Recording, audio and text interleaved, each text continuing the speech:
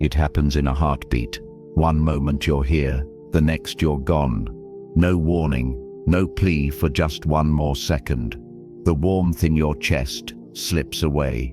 Your vision fades, and the colors of the world drain into dullness. Sounds grow faint, retreating as if behind a heavy veil, until there's nothing left but silence. But silence. You try to move, but your body doesn't respond. The people you love might be calling your name, shaking you, begging you to stay, but you can't answer them anymore. You realize you've stepped into a place where no voice from the living can reach. This is the moment you finally understand that life was never in your control. Every heartbeat was a countdown, and now the final number has come. You're aware, frighteningly aware, that something is here with you, something unseen yet undeniable, something that isn't of this world, and then you feel it.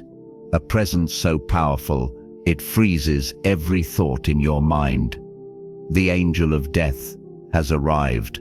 His coming is not like a shadow creeping in. It is like a storm breaking into your reality for the one who lived with faith. His face radiates peace, a light that eases the fear in your chest, and a voice that tells you you're going home. But for the one who turned away from Allah, the sight is more terrifying than anything they've ever imagined.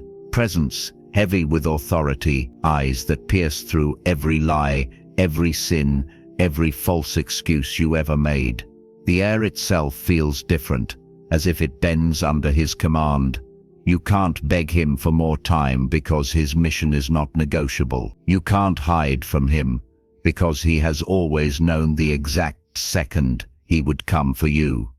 This meeting was written before you were even born, and in this moment, as your soul trembles, you understand this is not the end of you, but the end of your chance to change. For the believer, the moment comes like a gentle release.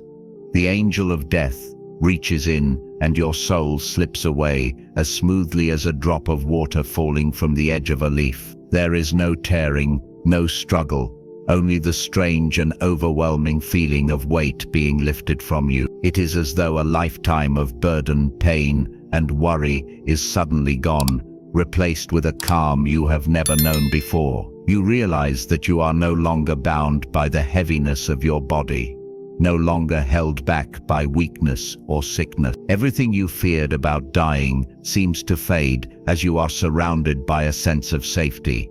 But for the one who lived in disobedience, the experience is nothing like this. The angel's command comes, and your soul clings desperately to your body, refusing to leave, knowing what awaits. Then it is pulled violently, like a thorned branch being yanked through wet wool, ripping, snagging, and shredding everything in its path. The pain is beyond anything the living could imagine, a pain that does not remain in one place, but burns through every part of your being. You want to scream, but you have no voice. You want to fight, but there is nothing left to fight with. You realize that the body you took care of for years, the body you used to follow your desires, now lies still as your soul is forced away from it. There is no mercy for those who showed none to their own soul in life.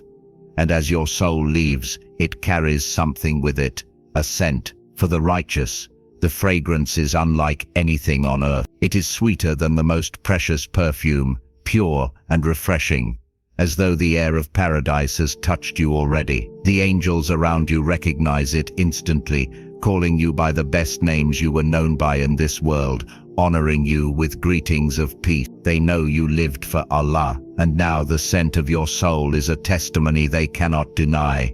But for the wicked, the stench is unbearable, rotting, foul, suffocating. The angels turn away in disgust, for they recognize the smell of a soul that betrayed its creator. This odor clings to you, marking you as one who chose this fate. There is no washing it away, no hiding it, for it is the smell of your deeds, and it will follow you wherever you are taken next. Even before your journey to the grave begins, you already know your soul is known in the heavens, either in honor or in shame. Your journey is far from over, The moment your soul is taken, it does not drift aimless. It is carried, guarded, and escorted by angels whose presence makes the air tremble. They hold you in a way that is neither careless nor gentle without reason. If you were among those who lived for Allah, their touch is respectful, as though they are handling something more precious than the rarest jewel. Their wings seem to shield you, and you are taken away, not by walking, not by any force of your own, but as though the very space around you is folding, drawing you upwards. The world you knew grows smaller beneath you, fading until it is no more than a memory you cannot return to. The sky that once seemed limitless now feels like a doorway you are being taken through. Angels you have never seen before, countless in number, pass by, and when they sense the purity of your scent, they greet you by the best names you were ever called in life, names that were tied to your faith, your worship, and your obedience. Their smiles carry warmth, and you realize that the honor being shown to you now is beyond anything you ever received in the dunya. But for the one who turned away from truth, this same journey is one of disgrace. The angels carrying such a soul do not handle it with tenderness. Their grip is firm, their faces stern, their eyes void of sympathy. Other angels along the way refuse to look at you, for the stench you carry announces you long before you arrive. It is a stench born of neglect, arrogance, and sin, one that no amount of worldly beauty or wealth could mask. As you rise, the heavens do not welcome you with open gates. Instead, at each gate you pass, angels question your identity and your worth, and the answer is given not by your tongue, but by the state of your soul. For the believer, the gates swing open with honor, the fragrance of paradise seeping through as you are invited to ascend. For the disbeliever or the hypocrite, the gates remain shut, and the command comes for you to be cast down, a fall so swift and so complete that it feels like the very fabric of the universe rejects you. You descend back towards the earth, not as a guest of honor, but as one denied entry into the presence of the most merciful. And then comes the moment no one can escape, the moment your deeds are laid bare. Every word, every action, every hidden thought you carried, they have all been recorded with a precision that leaves no room for denial. There are no missing pages, no lost files, no overlooked details. The book that contains your life is more accurate than your own memory. You see the moments you thought no one noticed, the sins you believed were small enough to forget, the acts of kindness you didn't realize were so weighty in the sight of Allah. For some, this record is a source of joy, page after page, shining with acts of worship, patience, charity, truthfulness. For others, it is a crushing weight, each line a reminder of chances wasted, prayers ignored, blessings misused, and you understand that this record is not for argument. It is the truth of who you were, and it will follow you into the next stage of your journey. The angels carrying it know exactly where it belongs, either among the honored books kept high above, or thrown down in rejection, a sign of what is to come. You are brought back down not to rejoin life, but to face what awaits beneath the soil. The earth that once felt so familiar now feels different, almost alive, as though it knows who has returned to it. The body you once called yours lies there wrapped and still, but your soul is commanded to reunite with it, not for comfort, but for what is about to happen next. The grave closes in. The air grows heavy, and the silence is like nothing in the world above. There is no sound of the wind, no voices, no movement, only an eerie stillness that feels endless. For the righteous, this moment comes with a sense of calm, as though the ground beneath you has been instructed to treat you gently. For the rebellious, the soil feels cold and unwelcoming, as if the earth itself is reluctant to hold you. Every part of you knows that you are not alone, yet you cannot see what is approaching. Then from the darkness, you sense them, two beings of unimaginable presence. Munkar and Nakir, the appointed questioners. Their arrival is not subtle. It is overwhelming, like the weight of the sky pressing down upon you. They stand over you with an authority that makes every thought freeze in place. Their voices are not like human voices. They cut through the silence like thunder tearing across a night sky. They do not speak in a language you learned, yet you understand every word, and they ask you, not softly, not kindly, but with a force that shakes your very soul. Who is your Lord? What is your religion? Who is your prophet? In that moment, you realize these are not questions you can simply answer from memory.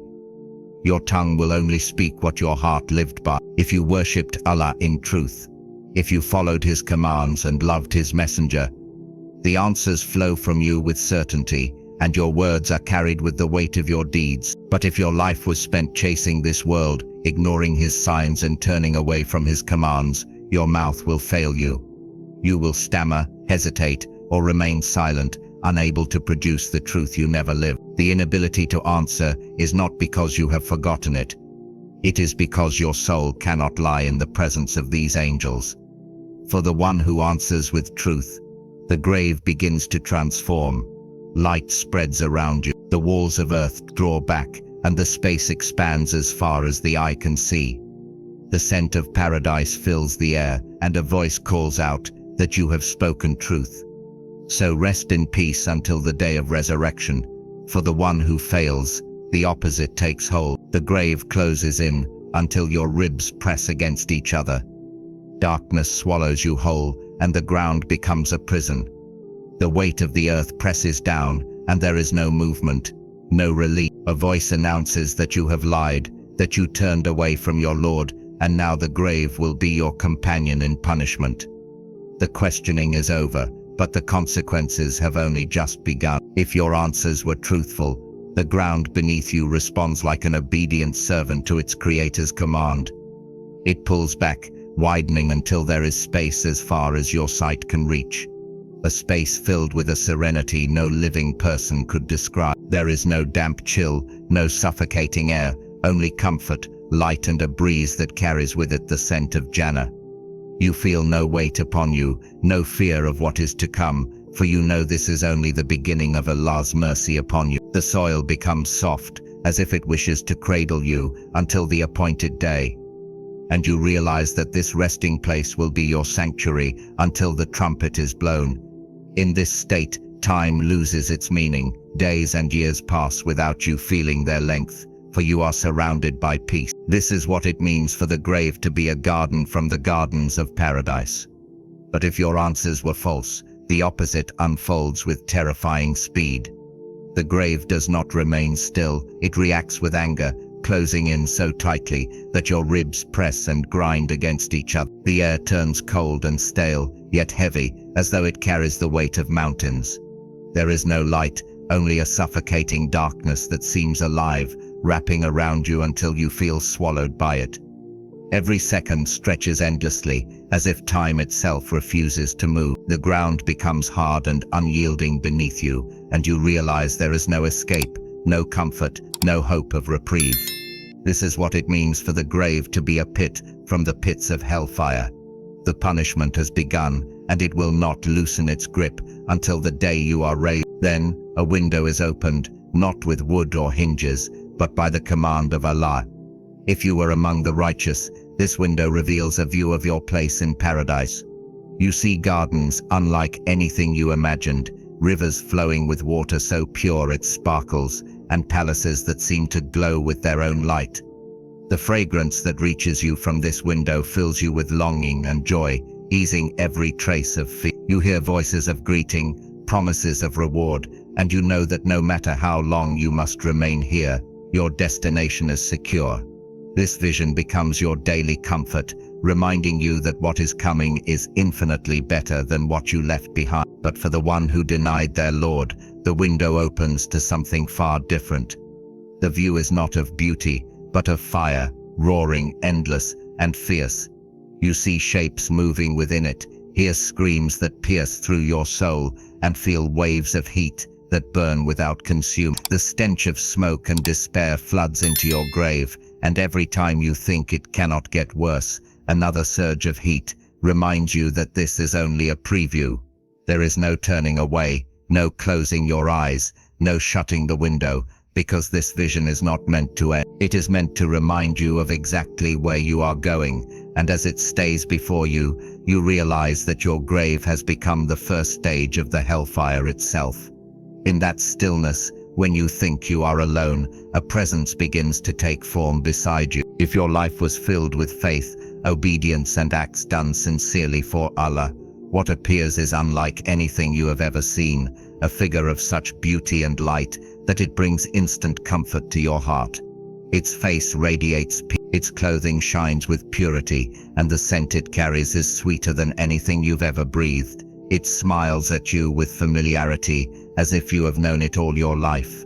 And it says, "Do not fear, for I am your good deed." You realize that every prayer you offered, every moment you restrained your tongue from harm, every charity you gave in secret, every hardship you endured with patience, has now been given a form to stay by your side. This companion sits near you, speaking words of reassurance, telling you of the reward that awaits, keeping you company until the day you rise.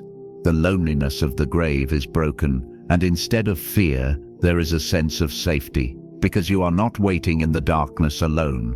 But for the one who neglected their duties to Allah, what appears is something horrifying. The figure comes into view, and its sight is unbearable, ugly beyond description, its stench choking, its voice harsh and mocking. You feel dread fill every part of you as it leans close and says, "I am your evil deed." The lies you told, the prayers you abandoned, the harm you caused others, the arrogance you carried, all of it is now here in a form you cannot escape. This companion